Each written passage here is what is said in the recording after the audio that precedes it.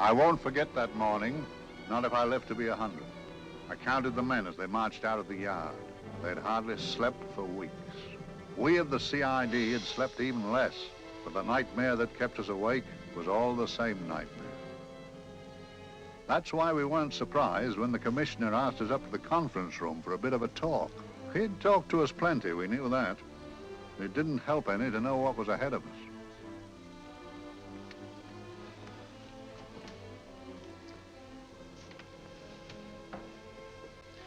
Must we have that window open, Gregson?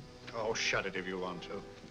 Chief will be in enough of a temper without having a ruddy blast down the back of his neck.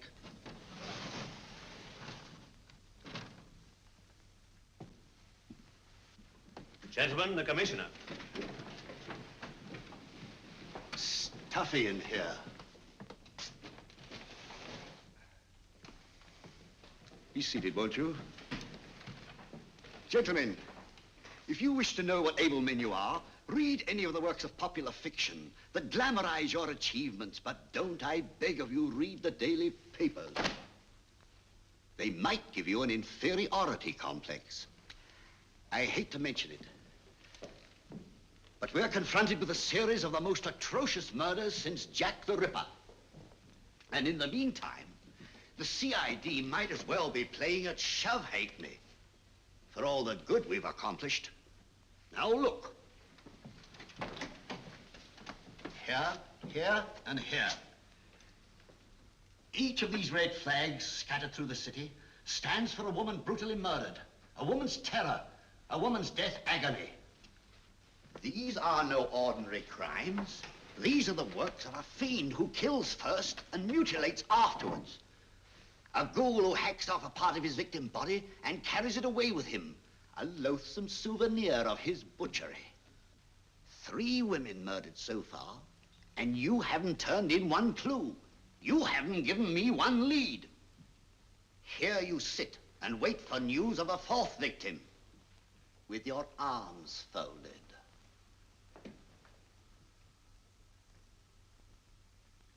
Well, we hadn't long to wait.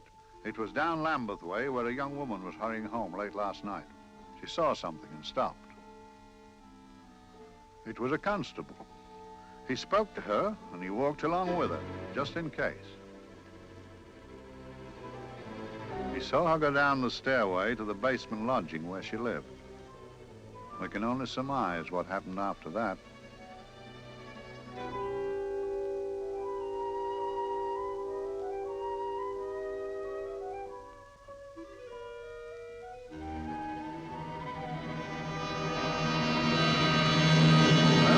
My pride in my pocket and went to see the man who'd so often helped out Inspector Lestrade and myself in the past, Mr. Sherlock Holmes.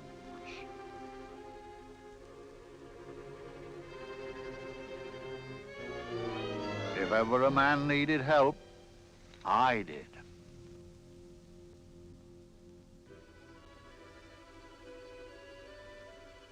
This makes 4, Inspector.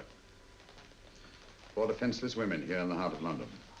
And everyone with the right forefinger hacked off. Not hacked, Inspector Gregson. Cleanly, expertly severed. The work of a skilled surgeon. That's our only clue. Much about the age of my sister's girl. Is there no way of stopping this, Mr. Holmes? Yes. There's a way, somehow. The fiend that did this. I promise. I promise. We've nothing to go on, that's the rotten part of it. We can't get far without knowing the motive. Well, at least we know what the motives were not. It wasn't robbery, nor passion, thanks be, nor yet vengeance. Because they all came of totally unrelated families. Steady, Inspector, steady. Sorry, Mr. Holmes. I don't turn a hair when it's a bloke that can look after himself. A little slip of a thing like that. Yes, it's horrible. Come on, let's get a drink.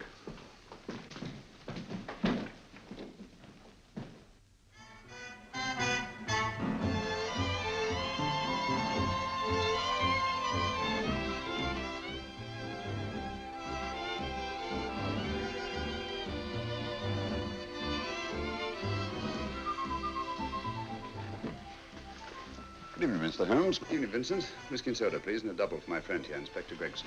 Very good, sir. Make mine Irish. Decent of you to give me a hand with this thing, Mr. Holmes. Always a pleasure to be of help to Scotland Yard, Inspector. Little out of my line, looking for a maniac who murders just for the fun of the thing. Or perhaps just to get a human finger. In all 4 cases, the murderer risked capture by stopping to secure a finger. Wonder what for? Who knows? He's just a madman.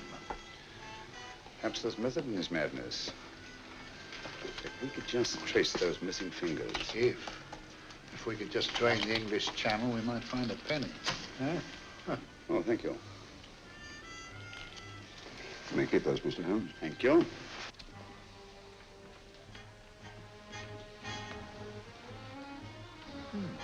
Sir George Fenwick, isn't it? Yes. Is that his daughter with him? Don't be so naive, Inspector. You know everyone, don't you, darling? Well, hardly. A week ago, I didn't know you. A week. How fast it's gone.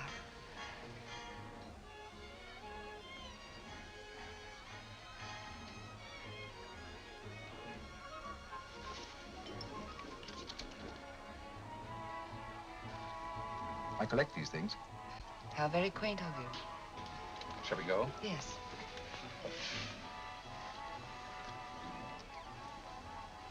What are you looking at, Mr. Holmes? Looking at a very handsome woman. Not drawn to the purple, but giving an excellent imitation. Would you like to come to my flat for a nightcap? Lovely idea. Yes, isn't it?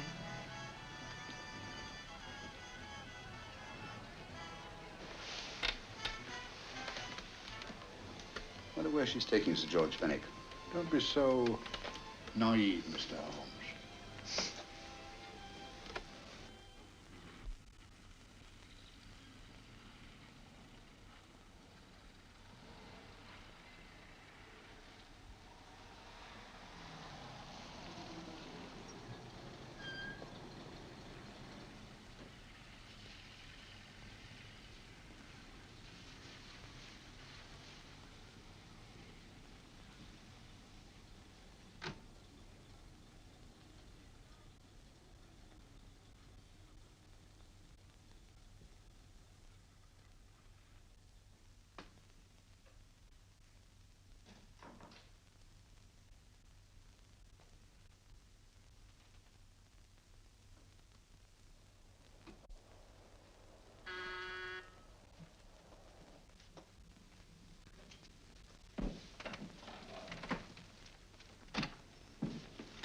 Good evening, Mum. Hello, Grandon. Any messages? No, Mum. Thank you. Drinks, Grandon. One of your nice surprises. Yes, Mum. I say, you don't mean that, Grandon's a marvel, aren't you, Grandon? Yes, Mum. You wouldn't believe the things she can do. Ah, charming place. Delightful. Really? Do you think so? I'm so glad. Do sit down. Do you mind? Do I mind? What a question. I don't mind anything, really. Except not being with you. Now, you really don't want me to believe that, do you? Not too seriously. Good. We're both quite grown up, aren't we? Quite.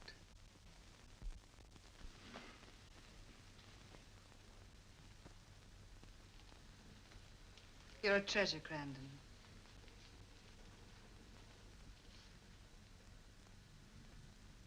And lower the lights a little as you leave.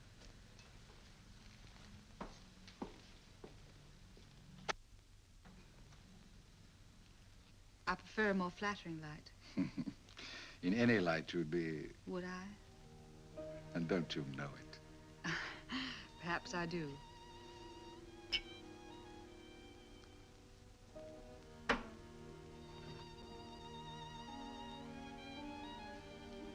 Oh, that priceless woman. You wouldn't believe it, but she's absurdly romantic. She loves dreamy music, and she thinks that we... But we do, don't we? Do we? Well, it's rather soothing, restful. Yes. And we all need rest at times, like tired children who played too long. You've played with wooden soldiers, I suppose.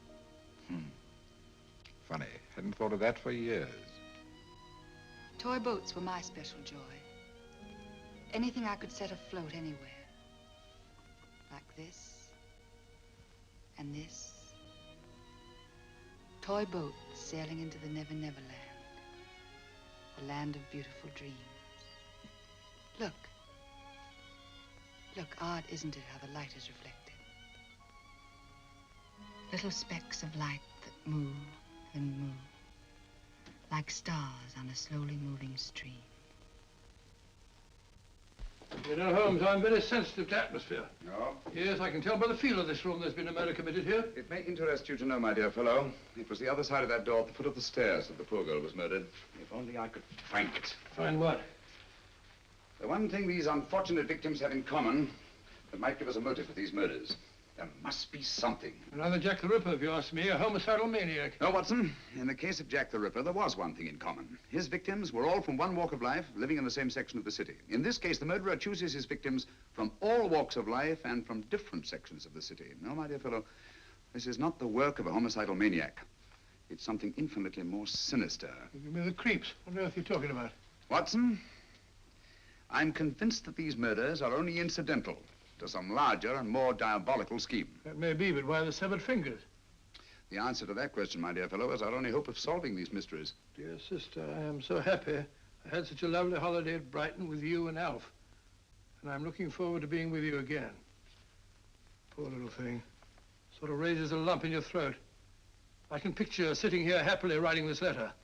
And I'm not bit realizing that she's shortly going to her death. Hello? Gregson. Oh, there you are, Mr. Holmes. I've been looking for you everywhere. What's happened? Murder in Edgware Road, not half an hour ago. Woman? Yes. And the right forefinger cut off clean.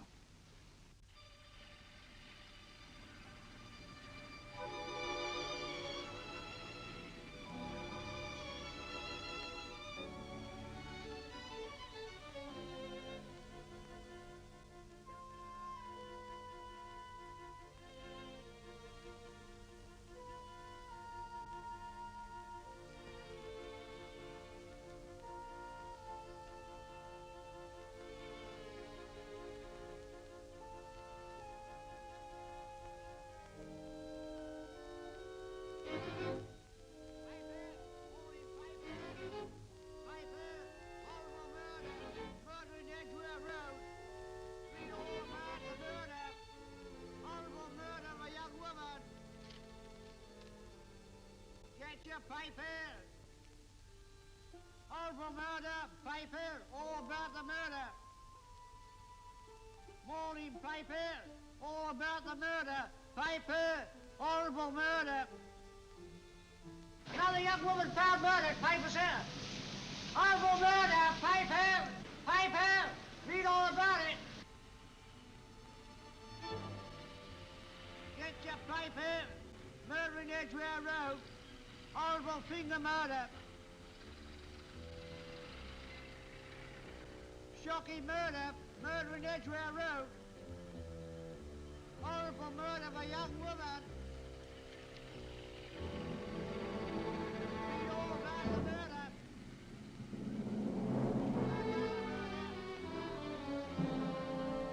Only fancy, Mum. There's been another of those horrible murders. Dear, dear, how shocking. Yes, Mum.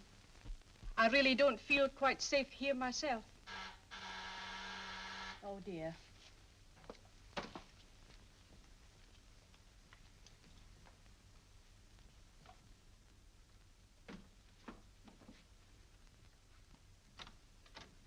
Why, Sir George! I must see Miss Marlowe at once. I don't know if she... I must see her. Where is she? Lydia. Why, Sir George, what is it? What happened? I don't know. You'll have to help me. You've got to help me. But I don't understand. Listen, I woke up a few minutes ago in a cheap boarding house off Edgware Road. I don't know how I came there. I don't know when. The last thing I remember is being here with you. Calm yourself, Sir George. When did I leave here? Well, it was about, It was 10:45, Mum. Precisely.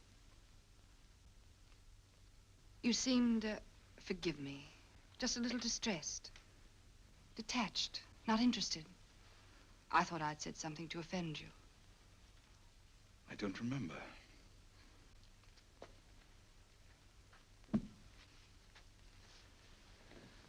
I can't remember. Tell me, has this happened to you before? Before? Well, there is such a thing as amnesia, you know. If it was 10:45 when I left you, it was 9 this morning when I woke. Over 10 hours lost.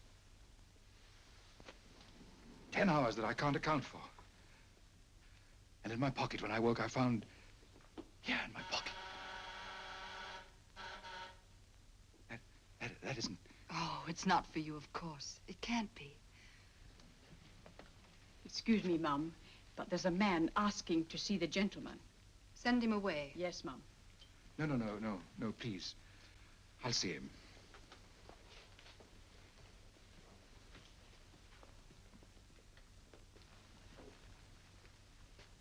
Well?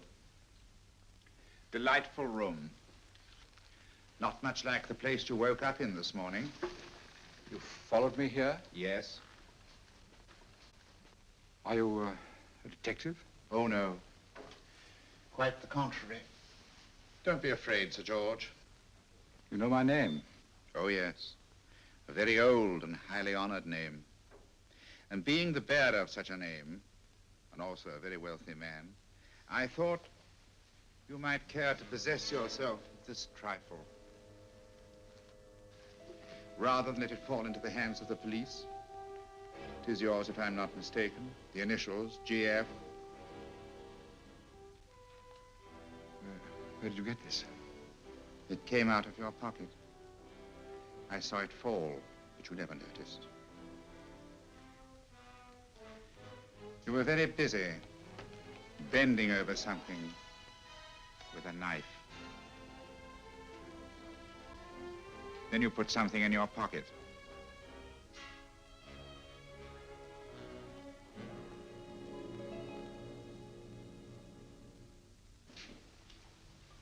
Come along, Holmes, come along, come along.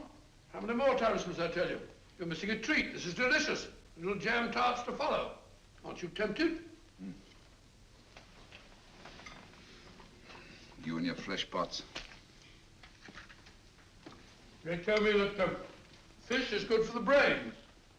Brains haven't any. You realize that a whole day and a night have gone by since that bestial affair in Edgware Road? I'm as much in the dark as ever.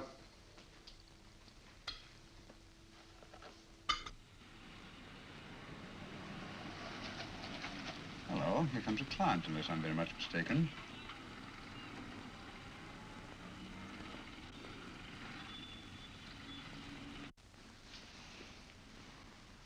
Well, attractive. Very attractive.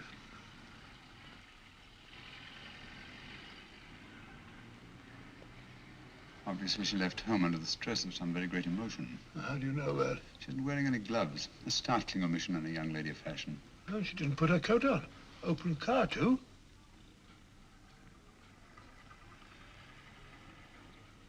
Furthermore, there's something in that bag she wants to show me. What makes you say that? The bag doesn't match her dress, indicating it was picked for size rather than style, to accommodate some bulky object. You amaze me, Holmes. What do you mention, my dear fellow?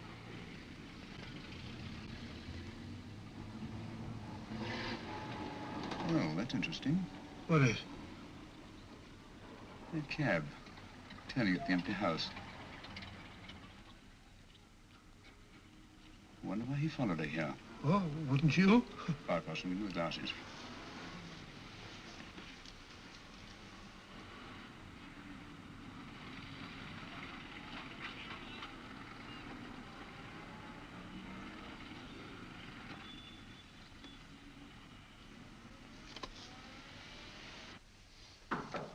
Well, we shall soon know. Yes, Mrs. Hudson?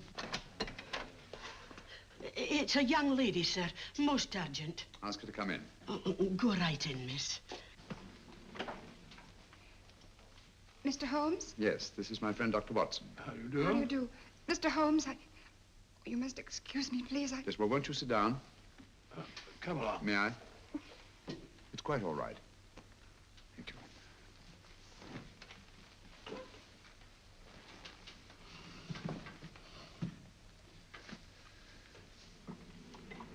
Now try to control yourself, Miss Fenwick. You're with friends. You know my name?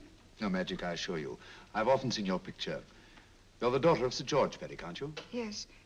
It's about my father that I... What about your father, Miss Fenwick? Oh, I don't know what to do. He's always been the nicest, dearest person. Only since Mother died. Yes, we do. We know. So I didn't think anything of it when he was away all night before last. But he didn't come home until yesterday at tea time. Didn't come in for dinner at all. Just paced up and down in the library hour after hour. I begged him to let me in, but he wouldn't. Steady, steady. Now take your time. I couldn't sleep a wink last night. Then I started hearing things. Hearing things? What sort of things? I heard someone in the garden underneath my window. Then I saw a figure moving down the garden path. And I recognized my father. Stealing through his own garden like a thief.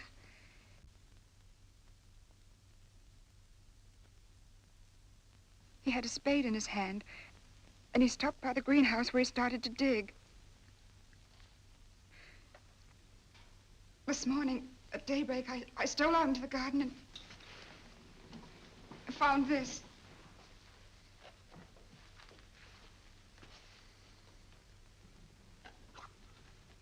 A finger. A human finger. Ring up Scotland Yard, will you, Watson? Ask them to get hold of Inspector Gregson and tell him to meet us at once at George Fenwick's house, Kingston. Operator, get me Scotland Yard quick. Where's my father, Norris? He's still in the library, miss. Thank you. We'll see him right away. Will you come with me, please? Thank you. I got your message, Mr. Holmes. Yes, indeed. Dad, may I come in? Dad. It's funny. He doesn't answer. Do you mind? Please do. Thank you. Watson, quick. Oh, Come along, no, my dear. no. Take charge, Miss Fenwick, please. Sorry, sir. No, miss, please. Please come along with me.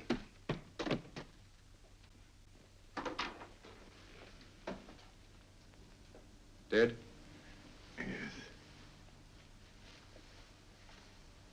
What do you make of it, Doctor? Shot in the back, between the second and third ribs. The bullet undoubtedly penetrated the heart. Look at the powder marks on his coat. I was afraid of this. What do you mean? Don't you remember the man in the cab who followed Miss Fenwick to Baker Street? Well, you don't think he had anything to do with it, do you? I think it's reasonable to assume that he tipped off someone that I'd been sent for. Sir George has obviously been murdered to keep him from telling me what he knew. What was the weapon used? Small caliber revolver, point blank range by the look of the wound. The murderer came in through those French windows. The mud from the garden he brought in on his boots. Sir George must have surprised the intruder. Passed the room to him here. What follows, we can't tell. But from the location of the wound, I'd say that he turned his back for a moment, and as he turned, the muzzle of the revolver was placed between his ribs and one muffled shot fired. And you mean to say he kept on going, even after he was shot? There's no doubt about it. Look there. The trail of blood leads us back to the desk. Something Sir George was after. Something. I know. He was trying to summon help, poor chap. I don't think so, Watson. There's the bell pull by the fireplace. No, you'll notice from the trail of blood that Sir George made straight for this desk here. I wonder, there was something he was desperately anxious to get. Hello. His right hand's clenched. That's perfectly natural. Death agony. But the left hand lies open. Why only one hand clenched in the death agony? The right hand, the hand nearest the desk. Please note that. If Sir George took something off this desk, something so important that he spilled his last drop of blood to get it, I want to know what it is.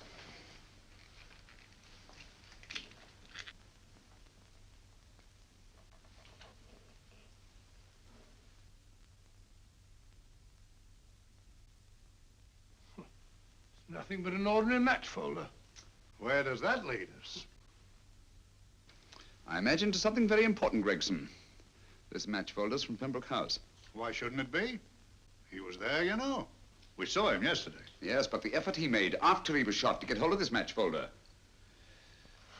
It's just possible he wanted someone to remember Pembroke House. He may have wished to recall it to someone who saw him there. Someone who, like ourselves, saw him with a woman.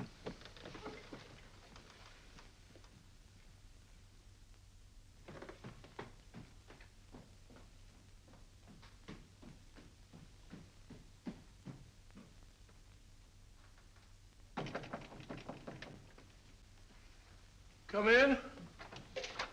Oh, Dr. Watson, this came by hand for Mr. Holmes not 10 minutes ago. Thank you, Mrs. Hudson. That would be the report from Sir George's bank. Report from Sir George? Oh, really? Don't you remember his daughter told us that he'd just closed his account? Had it looked into at once.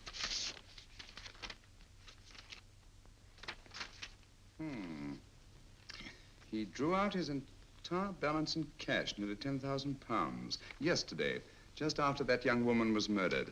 What does that suggest to you, Watson? But he paid it out to someone. Precisely. I smelled a faint, sweet odor of blackmail. You don't think he paid it out to someone who saw him murder the McLean woman? Sir George never murdered anyone. But he did have that woman's finger, and he evidently did have and pay out a lot of cash. That's the terrifying part about blackmail, Watson. The victim is afraid to fight the accusation, no matter how false. Once the accusation is made, his name is smeared, and sometimes his life is ruined. Well, Sir George didn't commit these murders. What fiend did? I rather think they're not the work of any one man. Oh, come, Holmes. You don't expect me to believe there's a whole organization going about killing people and chopping off their fingers? No, it's possible, quite possible.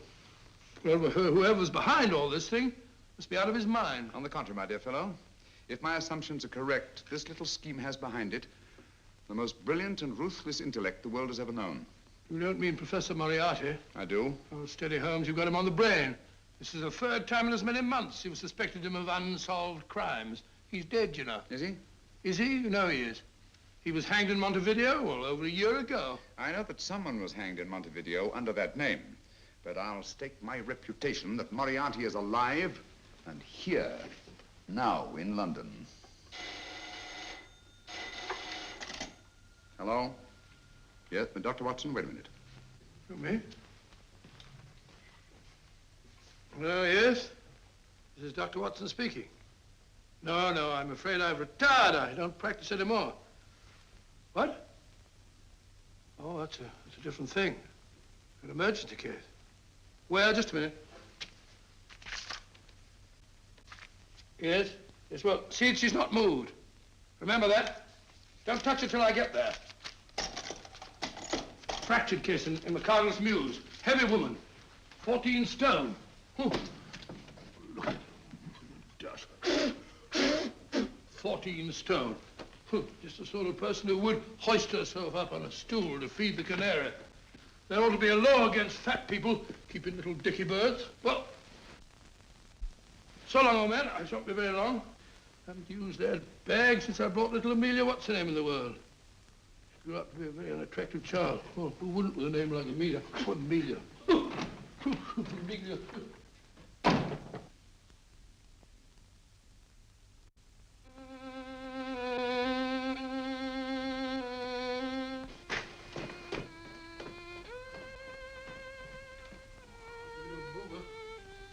People so stupid about accidents.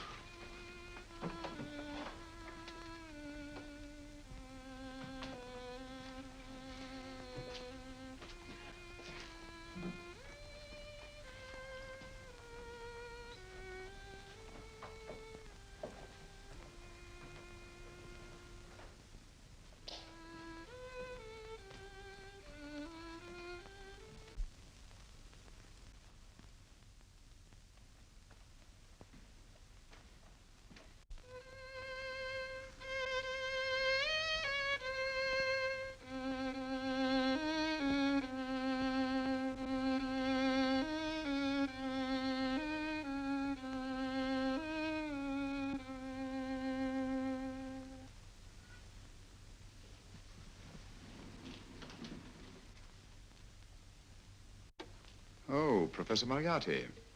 Not that I wish to appear inquisitive, but to what am I indebted for the pleasure of this visit? Scotland Yard will be interested. It's very convenient for me to have Scotland Yard think that I'm still dead in Montevideo. I never dreamed of fooling you. Thank you. The thought occurs to me, Mr. Holmes, that there are some advantages in living within the law. You're very comfortably fixed here, aren't you? As I get on in life, the little comforts appeal to me more and more. Oh, I beg your pardon. Won't you sit down? Thank you.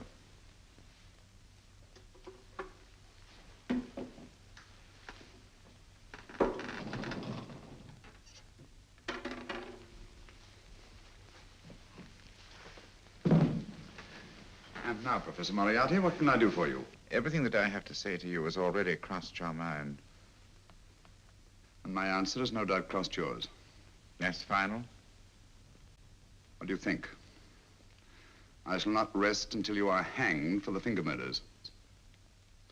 You've no proof, you know. No, not a shred. But I have you. I could turn you over to the police here and now. You could. But if you did, you'd never see Dr. Watson again. Oh, the telephone call. Quite. I rather assumed you had taken some such precaution. Or I should have snatched up a revolver and indulged in a fit of heroics when you came in. Very smart, aren't you? Not smart enough. Or I should have anticipated you. But if any harm comes to Dr. Watson, I shall seek you out. I shall not rest until I find you, and when I do... No harm will come to Dr. Watson this time. But I can't answer for the future. Mr. Holmes, I should strongly advise you to drop this case. Don't be silly. Think it over. We've had many encounters in the past. You hope to place me on the gallows. I tell you I shall never stand up on the gallows. But if you are instrumental in any way in bringing about my destruction, you will not be alive to enjoy your satisfaction. And we shall walk together through the gates of eternity, hand in hand. What a charming picture that would make. Yes, wouldn't it? You know, I really think it might be worth it.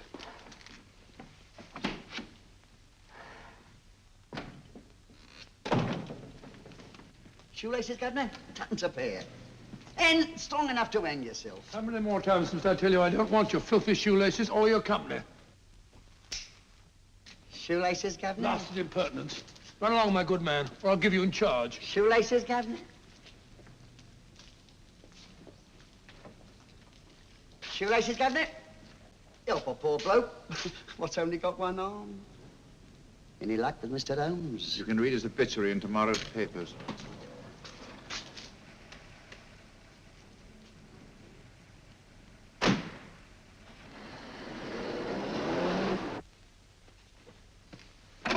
Oh, there you are, Watson. Come in. I was, just going out to look for you. Look for me what for?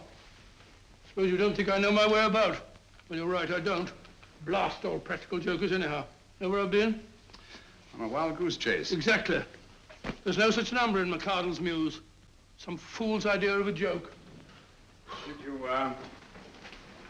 Did you see anyone? No, nobody especially. Only a whining old idiot selling bootlaces. Persistent beggar, wasn't he? Stuck to you like grim death. Huh? How do you know? And finally left you for someone who looked like better pickings. Someone, my dear Watson, was Professor Moriarty himself. What? He's just called on me. Moriarty here and you let him go? But you must be out of your mind. Why? Well, he bluffed me into believing that he was holding a friend of mine as hostage. Friend of yours who?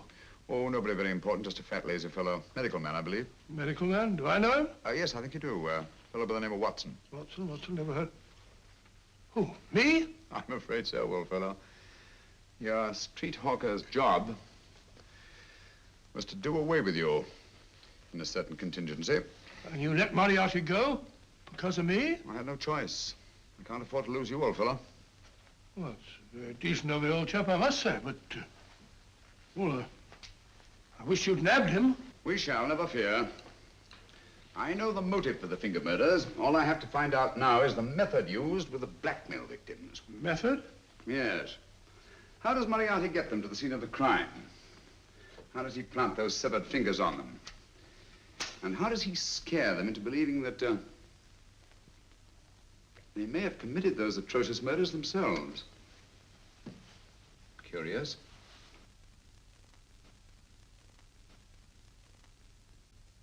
Very curious. Huh?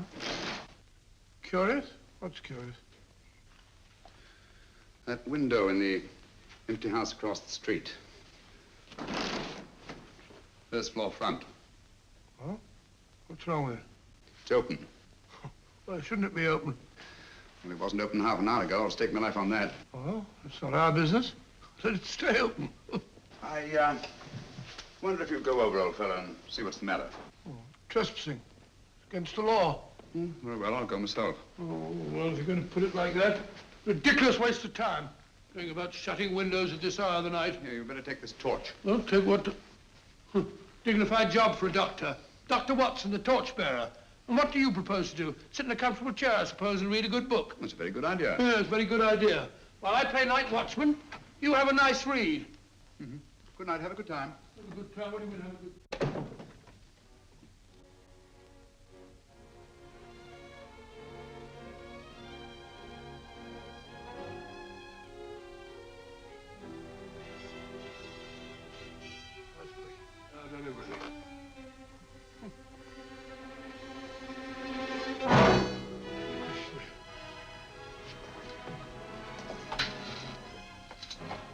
What is for? Oh, umbrella stand. Pretty little thing to keep about the house. Must have been a pet.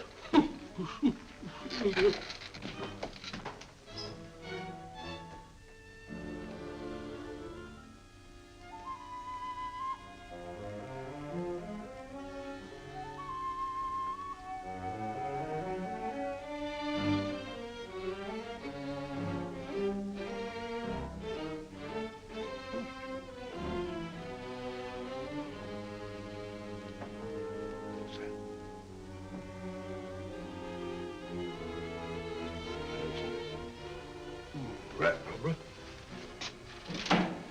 This was really odd.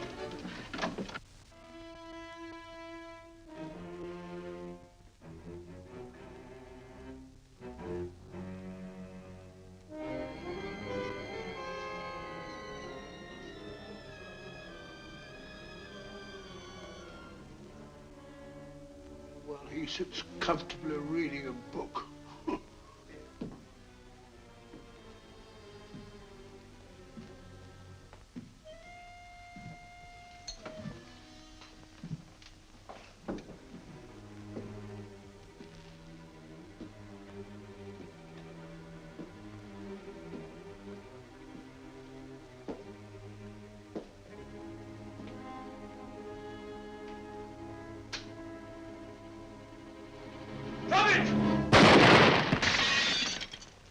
He killed Holmes! He killed Sherlock!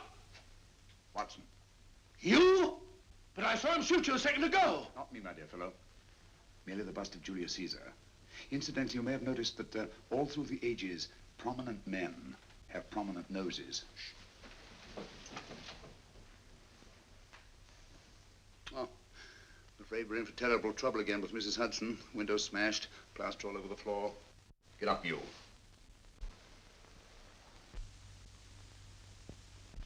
Corporal Williams, Middlesex Regiment. Discharged from the army as physically unfit. Huh. Papers seem in order.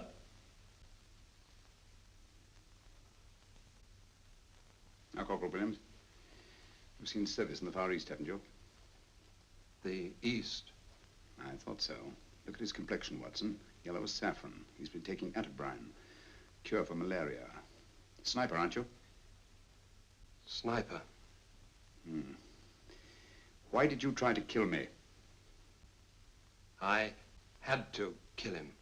I had to. Oh, snap out of it. Stop it, Watson. He's shamming. No, he isn't.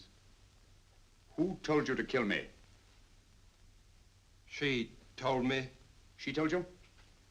She told me I couldn't miss. Well, luckily you did miss, you murderer. He isn't a murderer, Watson. Listen, Corporal Williams. She told you you had to do it, didn't she? I had to do it. I've got it, Watson, I've got it. Got what? The method used in the finger murders. Well, what is it? Hypnotism, my dear fellow, hypnotism. And it wasn't against his nature, that's the devilish part of it. They picked a man for their purpose whose job was sniping. Who are they? Professor Moriarty and his finger murderers. Williams spoke of a woman. I think you'll find that she asked him home tonight for a drink. Nice quiet rooms, soft lights, music. You got it all pat, Mr. Holmes. What's the lady look like? Oh, up 30, nice figure, blonde, lustrous eyes. Oh, really? Got a phone number? Oh, so? Williams will give us her address. Look after him, Gregson. Don't let anyone come near him. He's our key witness in the finger murders. Well, I hope you're guessing right, Mr. Holmes. Get up, Williams. Now, go with Inspector Gregson anywhere he tells you. Come on. Yeah. Ring me as soon as he comes to himself, will you? I will. Good night, gentlemen. Good night. Well, if you believe that fellow Williams was hypnotized, I suppose you think Sir George Fenwick was hypnotized too. Yes, I'm quite sure of it. Have a cup of tea? Thanks, old boy. Nothing to eat. Well, why didn't these people make Sir George do the murder himself? Because they didn't want to get him hanged. They wanted to blackmail him. Well, who do you think the actual murderer is? One of Moriarty's gang. A diabolically simple technique. Kill a woman. Yes, but why cut off the fingers? My dear fellow, don't you understand? The severed finger is what links the blackmail victim to the murder. He wakes, finds the grisly thing in his pocket. He doesn't know how it got there. He's no idea that he's been hypnotized. For all he knows, he may have committed the atrocious crime during some dreadful lapse of sanity. In that state, when he's utterly demoralized, the blackmailers take over. Is that it? Undoubtedly. You see, they swear that they saw him commit the murder. And being human, the victim will pay anything rather than stand trial on a charge that will make his very name loathsome. Oh, it all fits in if you believe in hypnotism. Yeah. The only possible explanation. You think the hypnotist is that woman with the blonde hair, the lustrous eyes, the woman you invented? I didn't invent her. I saw her. What on earth are you talking about? That woman, my dear Watson, was with Sir George when he left Pembroke House. I saw her there. I shall see her again, and Williams will lead me to her. That's why it's so important to keep him safe. He will identify her.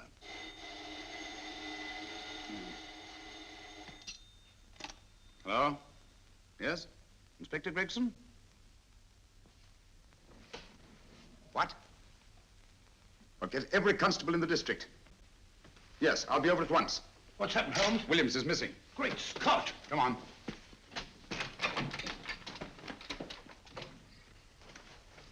Lorry crashed into Gregson's car. During the confusion, Williams disappeared. Escaped, eh? No, kidnapped. To keep him from talking when he came to. You don't think that Moriarty... Moriarty? Anything is possible.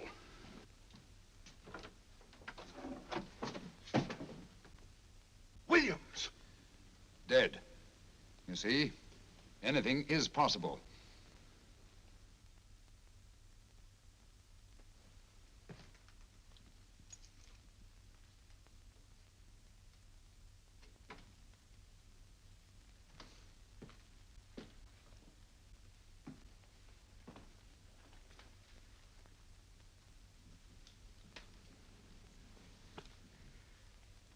Oh, good morning, Professor Moriarty. You startled me. I'm dressing another dolly, a dear little nurse. Is there anything wrong with your finger? Just a splinter. Nasty thing, splinters. Most trying. One can't be too careful, but I'll get it out for you. I have the very instrument to help you. Sharp enough to split a hair. Put those tools away until they're needed. But they're not tools, sir. They're instruments. Put them away. Is Lydia in? Yes. But really, you should let me. Get dressed. Holmes and Watson just left Baker Street for the Mesmer Club. Mesmer Club? The meeting place of all the top hypnotists in London. Do you suppose that Mr. Holmes is onto our method? If he suspects, it's merely a suspicion. It's our business to see that it ends there. I hope you're right. Williams passed away before he could talk, remember? What do you want me to do? Go to the Mesmer Club, meet Holmes, and induce him to come back here. Isn't that a bit dangerous? Every meeting with Sherlock Holmes is potentially dangerous. However, you say he didn't see your face at Pembroke House. And how would you suggest I get Mr. Holmes to accompany me here? Kidnap him? Oh, no. Holmes has one weakness, his insatiable curiosity. If you can arouse that, you can lead him anywhere. It's up to you to take advantage of any opportunity that may arise. This way, please, gentlemen. I'll tell Dr. Onslow that you're here. Thank you. So this is the Mesmer Club. If you ask me, hypnotism is a lot of mumbo-jumbo. Oh, come now, Watson. As a medical man, you must admit that hypnotism has its place in modern science. That may be, but 90% of hypnotists are crooks of the worst kind. Nothing more than a lot of charlatans exploiting weak-willed morons. Ah, Dr. Onslow, I believe. Happy to meet you, Mr. Holmes. Your brother Mycroft suggested I might be of help to you. He's a valued member of our little group of charlatans and crooks. Oh, beg your pardon, sir. I didn't know you were listening. Behind the curtain. My friend, Dr. Watson. Oh, delighted. How do you do? I wonder now. You see, we're in the midst of a little experimental session at this very moment. If you'd care to join us. Oh, certainly, certainly. That'd be very instructive. Oh, well, will you follow me? Thank you. Why should I know somewhere behind the blasted curtain? In treating his patients. But today, the therapeutic value of hypnotism, as we now call it, is conceded by innumerable physicians. Especially is of value in surgical cases where the administration of local or of general anesthetic is inadvisable. Inadvisable poppycock. Oh, sorry. For the sake of latecomers, I may say that I have placed this subject under profound hypnosis. In this condition, he can feel no pain, even under applications which normally would be excruciating. Excruciating? You excuse me, please. Carter, you are having a peaceful sleep. You feel nothing. Your arms and your hands are without sensation. Mowbray, the long needle.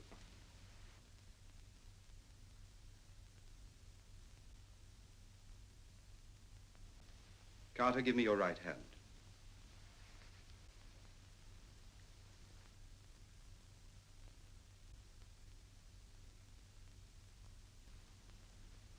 I say, when are you going to begin? All through, Carter. Stand up. This way, sir. And, are these all the people that come here? Oh, no. Others keep dropping in all the time. I suppose it's all right for those who believe in it, but of course, I'm a professional man myself.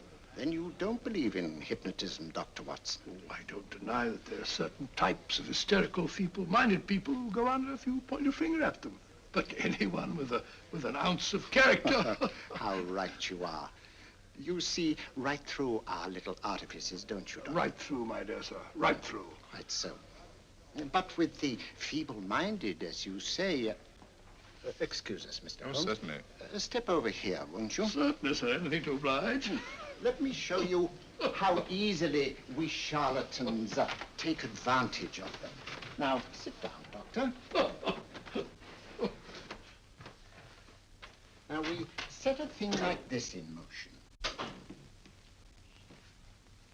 It's wonderful, the attraction on the feeble-minded, of course. The continuous motion, if they just let themselves follow it. Of course, you could stare at it till doomsday, Dr. Watson, with no effect at all. Still, it might make you a little drowsy, like the white ribbon of road at night when you're driving. The rhythm is smooth, unbroken, and the road goes on and on, round and round, always the same, winding and winding, and you're drowsy. You're tired. Let the road come into you, as it were.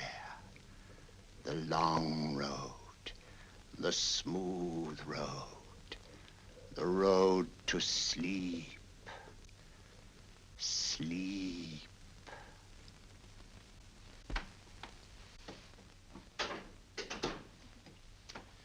Open your eyes. Stand up. Turn around. And now, Dr. Watson, you're on a holiday in Scotland. The country is amazingly beautiful. We're coming to a stream. It isn't deep. Better take your shoes and socks off.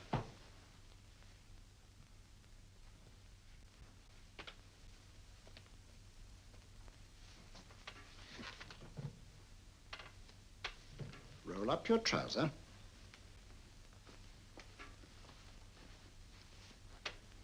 That will do. The other leg is waterproof. Turn around. Mind the pedals.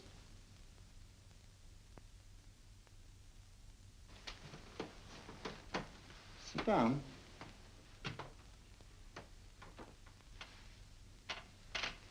Wake up now.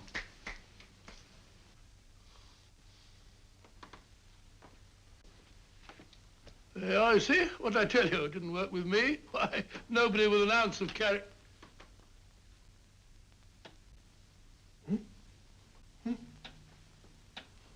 I think you'll need these.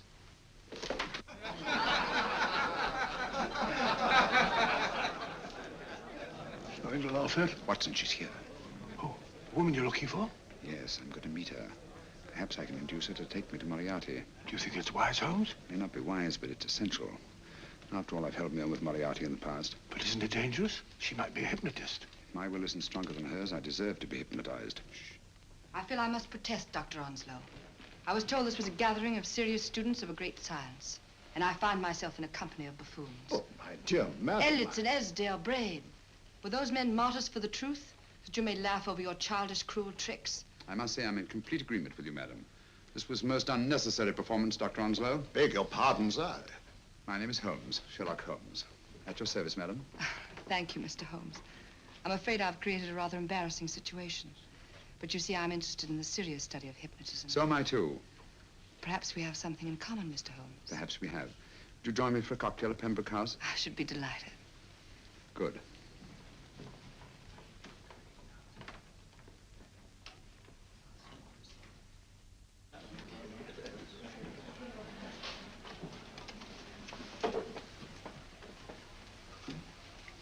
Thank you. I didn't know there was such a pleasant place in London. It was so nice of you to suggest our coming here. I thought a little pick-me-up would do us good. You mean you thought I looked... I like the way you look. Thank you. I suppose I did lose my head a little at the Mesmer Club. But you see, hypnotism is almost a religion with me. I know so well what it can do to help and heal. And I can't bear to see it used for trivial purposes. I know very little about it. That's why I went to the Mesmer Club. You see, I'm rather puzzled just now with the case that I'm working on. How fascinating. Tell me about it. It's the murder of Sir George Fenwick. Fenwick? Who's he? Quite a well-known figure. Odd now I come to think of it.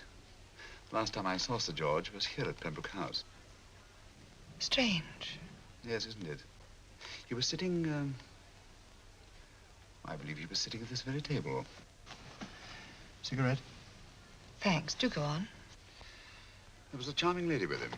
He was lighting a cigarette.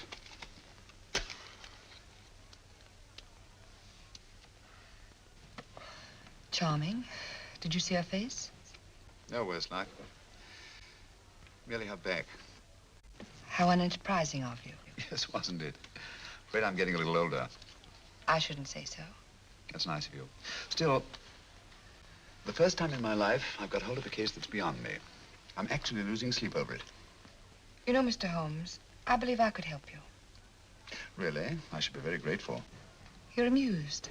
Oh, merely skeptical. How would you go about it? I've used hypnotism more than once in healing. Not for profit. I'm not a professional. But I do think I could help you. If you'd care to. I can't think of a pleasanter experience.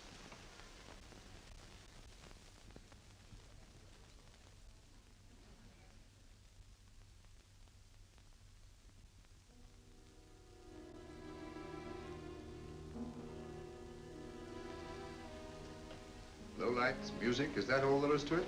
You must relax, Mr. Holmes. I'm afraid you're a rather difficult subject. So I thought perhaps a little help. Materia medica might be advisable. Drugs?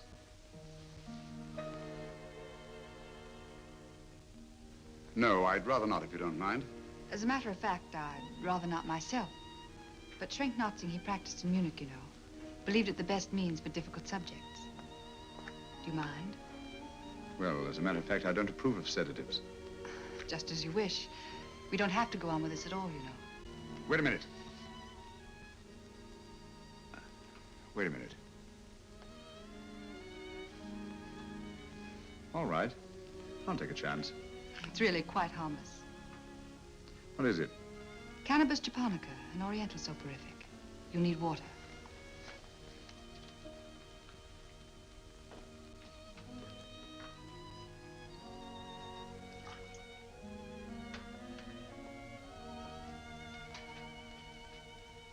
Thank you.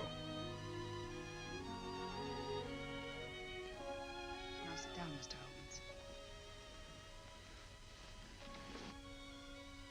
Holmes. You'll feel yourself growing drowsy. Don't fight it. Give in to it. Because you do want to sleep, you know. Just fix your eyes on this one white flower floating on the water. Empty your mind of every other thought. Follow the motion of the water. So smooth, not a ripple. Waters of forgetfulness. Steady. Deep. Strong. Strange, isn't it? How the light is reflected. Little specks of light that move and move.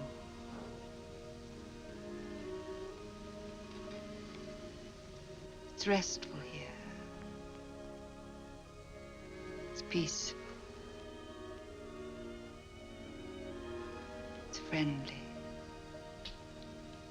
And you're very close to finding what you're looking for. You'll find them soon now. The guilty ones. When you're rested, gentle waters closing over you. Steady,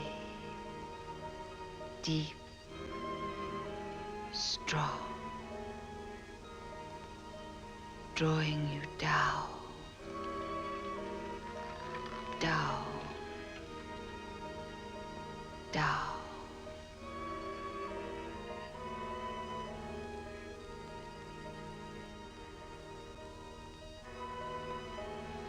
Sleep. Sleep. Sleep.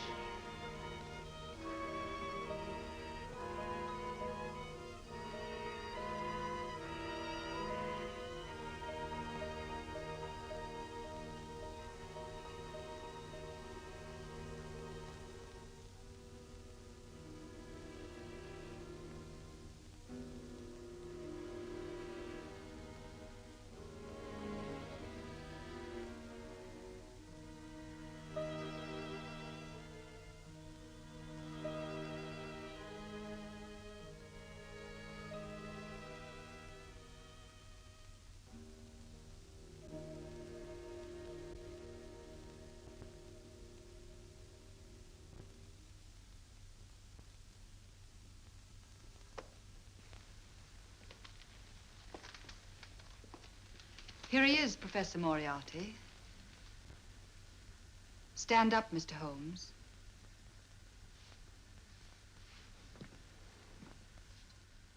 Open your eyes. Face this way.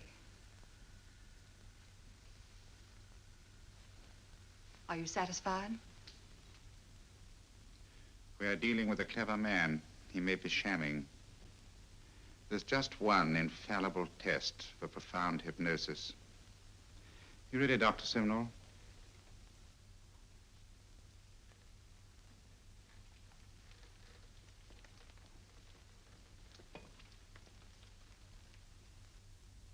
That will do, Doctor. He couldn't fake insensibility to the knife. I congratulate you, Lydia. Turn round, Mr. Holmes.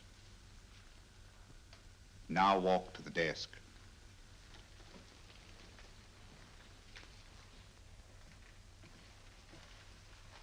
Sit down.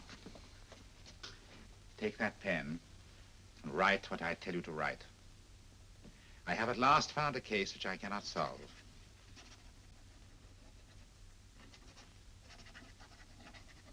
I have outlived my usefulness. Therefore, I have decided to end my life.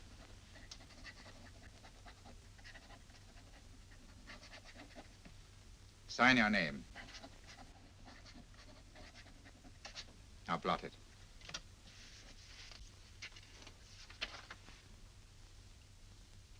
Fold it up and put it in your pocket. Come, Mr. Sherlock Holmes. Go out onto the terrace.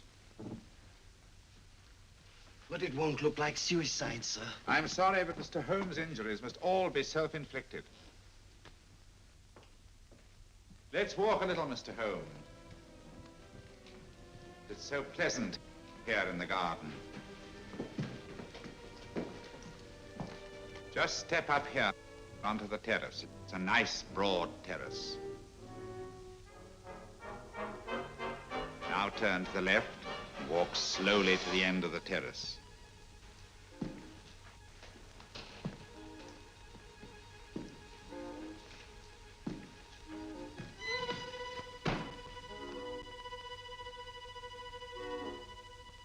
Don't stop. You must walk to the end, you know.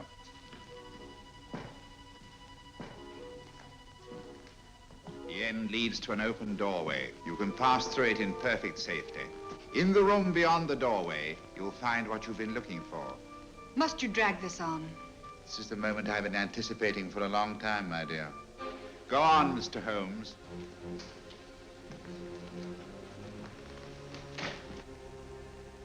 Through the open doorway, you will find the man responsible for the finger murders and the death of Sir George Fenwick. Professor Moriarty. Holmes! Stand still. What a beautiful view, Watson. I'm quite enjoying it. No, you're not. You're hypnotized. You're under a spell. Stand still. Don't move.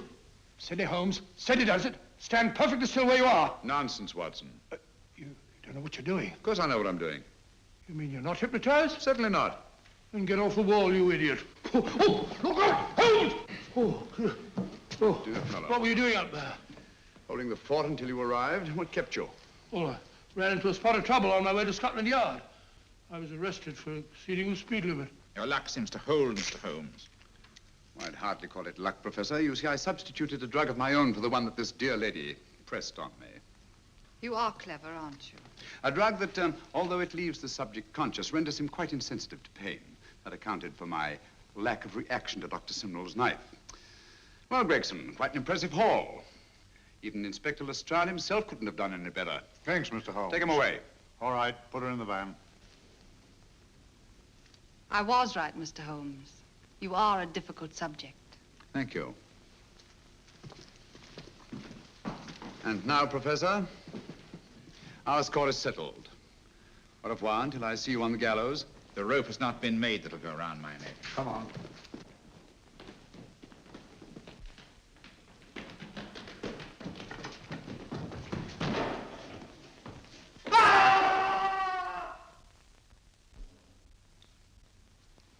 I'll take care of things, Mr. Holmes. Thank you, Inspector.